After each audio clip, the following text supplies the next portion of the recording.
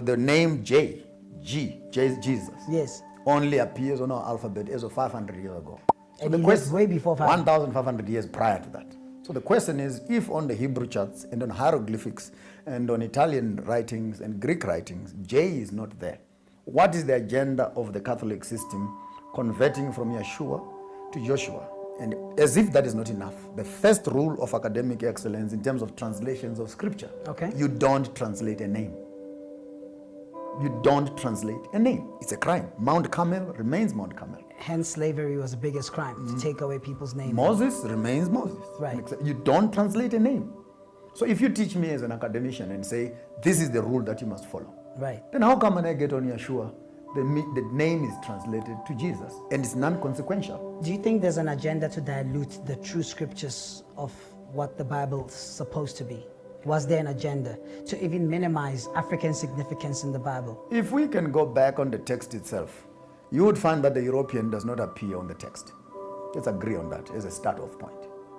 The only time you see the European appearing on the text is on writings such as the Romans, which is a New Testament phenomenon. That Paul. Herod, Okay. when Yeshua was born, he was being taken to be counted. By who? By the Roman Empire. Then the Romans start appearing in the New Testament. In fact, they don't appear as much except as oppressors.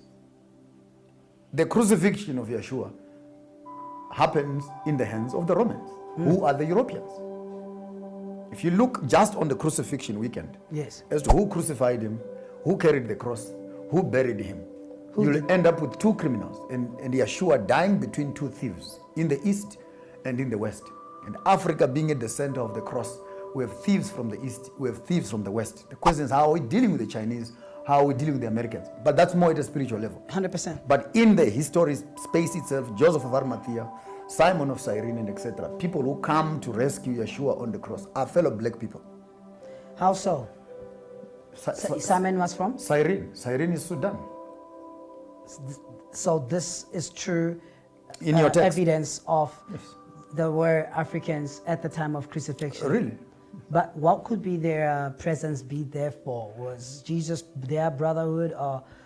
We will need to, yes, I hear where you're going. We will need to look back into the birth of this young man, born in the, and by the way, Middle East only becomes Middle East as of the 1950s, when the Suez Canal is dug to separate North Africa with what we now call Middle East.